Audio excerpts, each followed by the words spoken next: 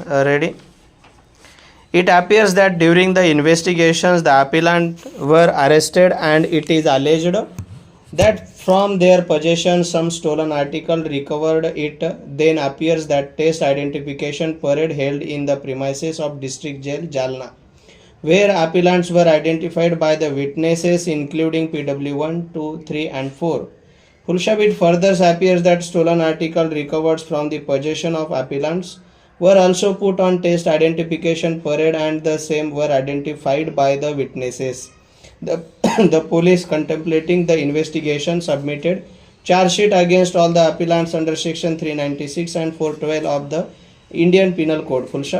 On the basis of aforesaid charge sheet, learned magistrate took cognizance of the offence and later on committed the case to the Court of Session as the offence under section 396 and 412 para of the IPC are exclusively triable by the Court of Sessions.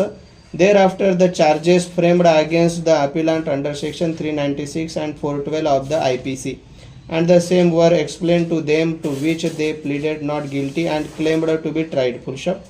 Thereafter, the prosecution examined altogether 7 witnesses, out of whom PW1 and PW2 were witnesses of the fact, and they claimed that they identified the appellants during the test identification parade held in jail premises as they were in the persons concerned who committed dacoity. PW5 is the executive magistrate in whose supervision test identification parade held in District Jalna.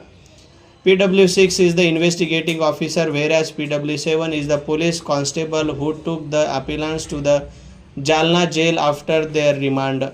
The prosecution also brought on record various documentary evidence. Para. It appears that after considering the arguments and evidence on the records, the learned court concluded that the appellants had committed dacoity in the house of informant and other villagers, in which one person has died. Therefore, appellants committed the offence under section 396 of the IPC, thus convicted the appellants for the said offence. However, since the appellant have been convicted under section 396 of the IPC, therefore learned court below not convicted them under section 412 of the IPC. The learned trial court sentenced all the appellants to undergo imprisonment for life. Against the aforesaid judgment of conviction and order of sentence, present appeal filed. While assailing the impugned judgment, learned counsel appearing for the appellants had submitted that admittedly the appellants were arrested on 4 January 1979 and they have been put on test identification parade on 20th March 1979. That is, after more than 2.5 months, the prosecution had not given any explanation regarding the said delay. Thus, the delay in holding the test identification parade cast a serious doubt on the claim of the witnesses that after lapse of so many days, they were remembering the facial expression of the appellant. It is submitted that from perusal of evidence PW1 to PW4, it appears that the same occurrence they were standing outside the house of PW1, whereas the occurrence took place inside the house. Para.